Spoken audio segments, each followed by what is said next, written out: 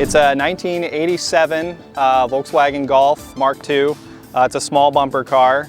It's a 1.8 Digifont 8 valve. It's gonna be something else. I picked it up for $300 from Andy, who you would probably remember from the Summer Drift series. So I'm gonna need you to hear me out on this one. Okay. It's not bolted down, but I swear this car actually runs and drives. Granted, it has an E36 battery that's just kinda, oh boy, oh geez, chilling on the frame rail. And it actually doesn't have a master cylinder in it at all, and the brake lines are just cut, but the e-brake works mint. So it stops and it drives, and it might not have headlights, but we'll get there, you know. Here, look, see, it's a plug, we're good. So yeah, I mean, it also has no coolant in it, so we're gonna discover some things together on this one. Oh, well, okay. Well, we'll get there, no worries. It runs, I promise. So as far as the engine goes, I'm probably gonna leave it pretty much just the way it is. Just get it running, get everything working. I'm not a big fan of the Westy front ends. I would prefer the single rounds better. So I'm gonna try to find a core support grille and headlights from a single round car so I can change that over, and it probably won't be very hard considering there's one bolt holding it on. The fenders and the quarters are pretty rusty, so I'm gonna get some ABS over fenders to put on there because plastic doesn't rust. So we can just cut all that out and put those on there, and that'll let me fit some big wheels and some stretch tires, because if you ain't rubbing, you ain't dubbing. Okay, so we're gonna move on to the interior of the car. One thing I do wanna mention is that of all the Mark IIs I've ever messed with, this has one of the best working door handles of any of them I've ever experienced. And I don't know why this ratty car has such a good door. On the interior, it has no carpet. You ever seen the glass bottom boats? Well, it's kind of like one of those. This is where most of the storage has happened for the parts of the car. But there is a center console, a pretty much new air filter. You know, that's definitely still usable. The under dash panel, part of a hubcap, and the Westy grill. Now this is more typical Mark II door, where you just gotta pop it. So in here, this is more storage. This is where like the headlights are. And I believe, yeah, old calipers, stuff like that. This seat isn't doing too hot, and it's mostly because the actual floor has rusted away, and the mount for the seat is disconnected from the floor. In the glove box, there's a nice little nest in there, you know. That'll need some cleaning, some scrubbing, but besides that, yeah. Besides that, you know, it's not too bad in there, besides everything that's really terribly wrong with it. Okay, so that's pretty much all there is to talk about with this thing. Did I mention that it runs? I plan on proving it to you right now. I gotta put the hood back on.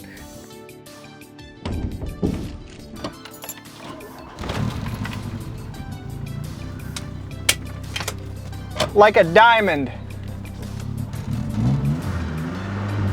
Wait.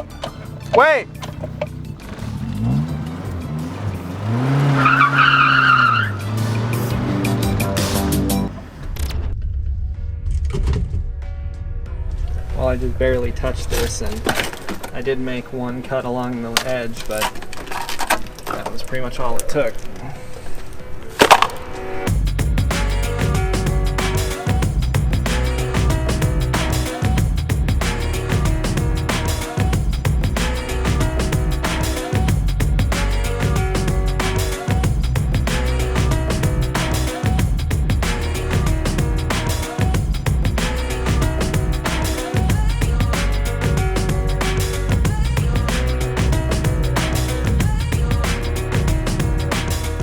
How's the welding going so far?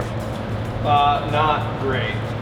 Since I don't have the complete panel, I'm actually have gaps in some places. And some of that is that the panel just was cut off short, and it was rusted out a lot in a lot of places. And a lot of it is just because there isn't any floor left to begin with. So just tacking this in is a nightmare, just because of how little metal there is. And even after grinding the metal away, what is really thin.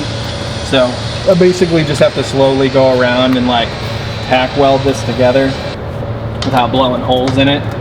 It'll take some time, but I mean, even if I stopped right now, it's more floor than it had when I bought it. So.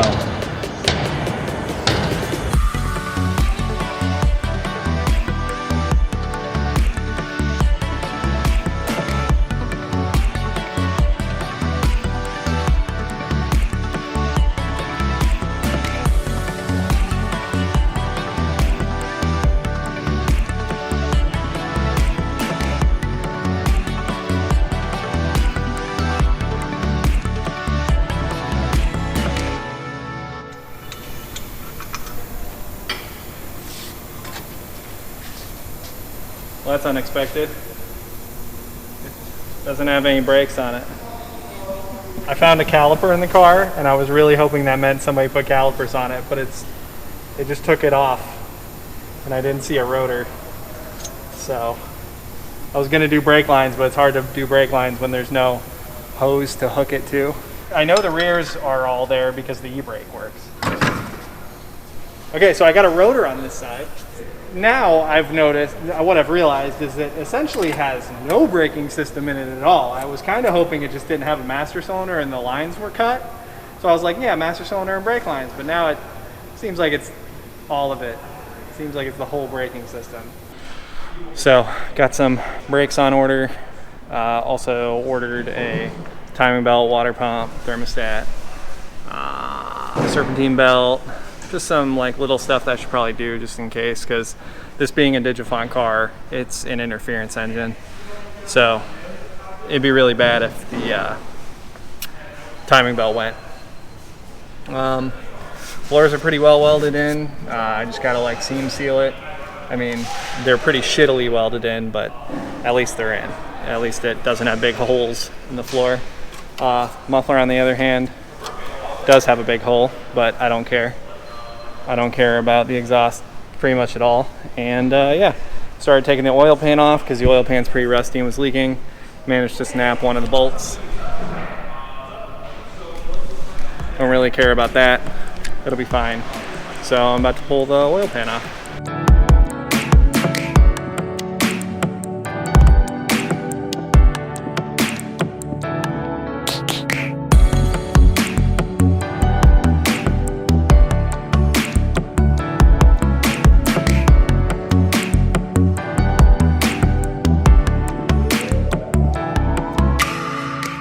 So I got my new calipers, and we've got a problem. A new pin thread pitch, unfortunately, much bigger than the knuckle thread. So I guess I get to make a choice. I can either drill and tap the knuckle to the bigger size, which I think might be the easiest way to handle this, or I can try to machine the pins down and rethread them. But this isn't gonna work regardless. I want everyone to know though how terrible this is.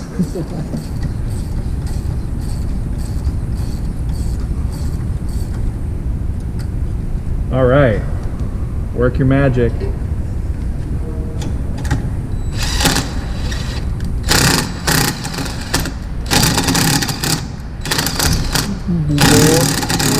Lord almighty.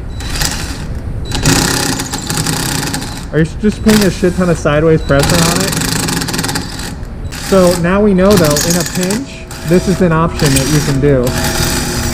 So helicoil. But they don't make a helicoil. We don't have a helicoil for 10 by 1.25, just 1.5. But the tap for the helicoil measured out to M12 by 1.5.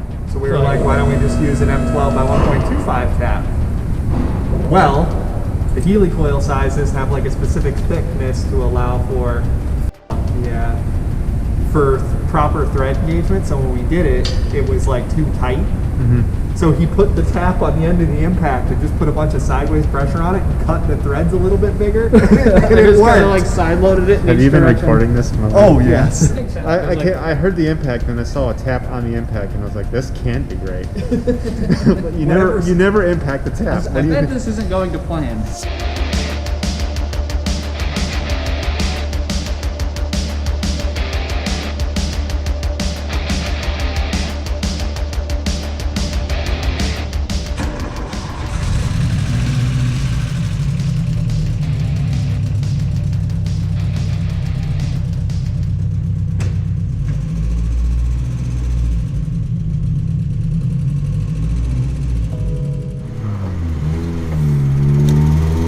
So currently,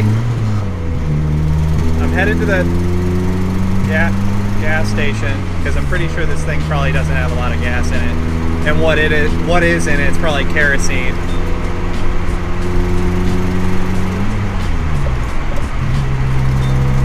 We're going 50. It doesn't feel that bad. It's a little sketchy. Honestly, the scariest part is that it's an 88 Mark II that doesn't have a lot left as far as structure goes. So if I crash into something, this thing's just gonna like basically collapse. What side's the gas we're on? I think it's that side. All right, I'm gonna shut it off.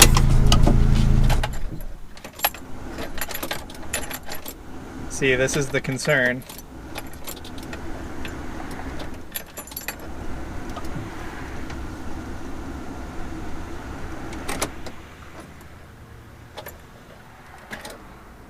I don't think I should have shut it off.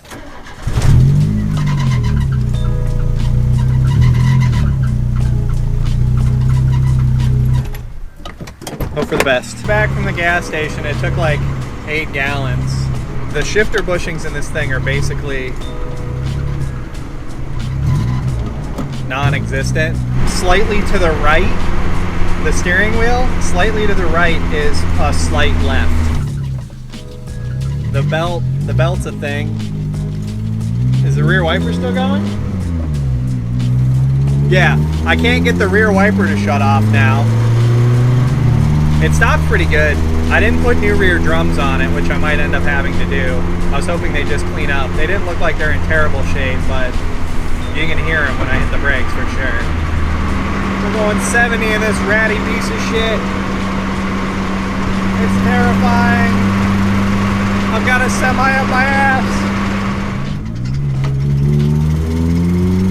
Ooh, we took that corner hot. Get it. Oh. Oh my God. We're rowing gears. Who am I talking to? Matt's not going to use this. He's not going to put this in the video. So I actually drove it a little bit. Still has a hole in the floor that surfaced while I was doing the other holes in the floor. I just picked up my tube of seam sealer from Advance that they had to order because they lost the one they said they had in stock. So I'm gonna seam seal what I did weld in, figure out what I wanna do about this other hole that is here now, fix the fuel level sensor, and then I'm still waiting on a timing belt and a water pump and a thermostat, which I'm doing there's nothing wrong with them, they just look old. And the main serpentine belt, because this actually uses the drive belt to run the AC, which is a double pulley that then drives the alternator. And the lower belt that drives the AC is shot. It's shot and it's loose, and it was squealing and smelled burning the whole time I was driving it on Saturday. So I gotta do that. And then I'm gonna do like plugs and wires and cap and rotor on it, again, just for kind of like peace of mind, but other than that, it's good. Yeah, they alternate side to side for some reason. And I'm not 100% sure on why it does that, and I don't think I'm gonna look into it much more because they work. So, yeah, it's kind of like cool, right? It's like the disco. It's from the 80s. I mean, it's only right that it does something stupid like that.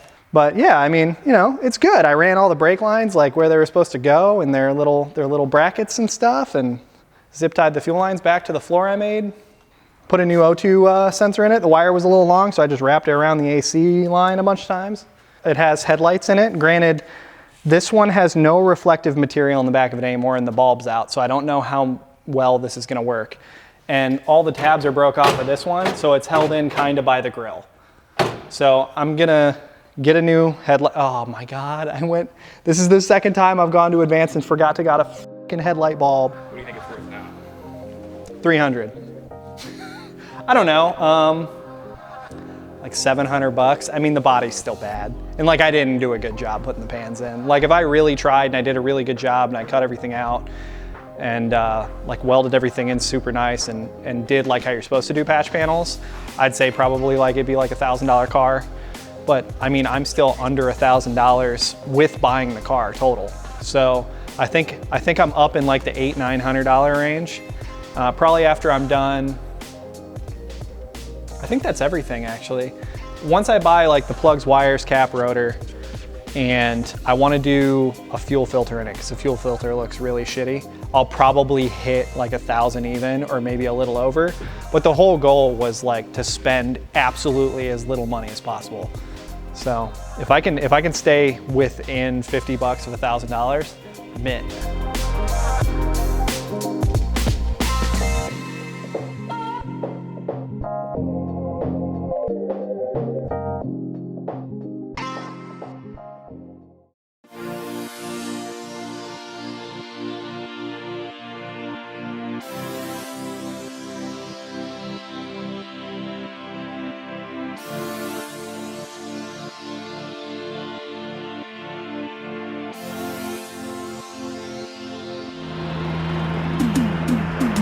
Well, here it is.